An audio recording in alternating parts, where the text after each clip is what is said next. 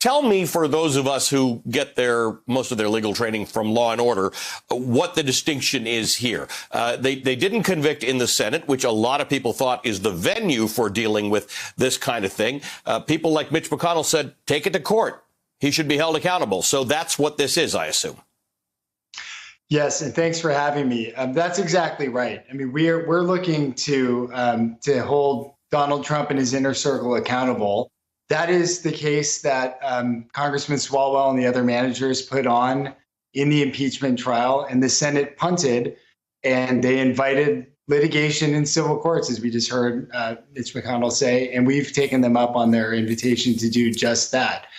I think if you think about it, it's the analogy would be a defendant in a criminal case being found not guilty by a jury and then being sued civilly for essentially the same conduct. It happens a lot. It happened with O.J. Simpson, for example.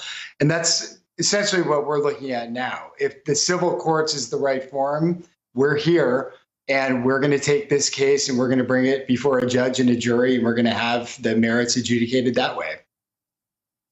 So often when you think about that comparison that you just gave of civil versus criminal, the thought is that the bar is higher in a criminal trial than it is in a civil trial. The bar apparently in the United States Senate is impossible for an impeachment trial. So clearly the bar you're facing is lower. But to what extent? What is the kind of thing you would have to prove to have a jury find for you?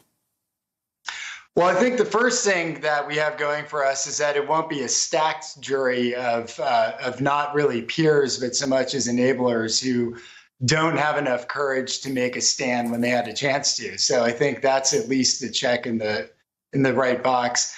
I think in terms of the bar, I mean, you could look at it that way, but I think it's also just a different function of or a different part of the system.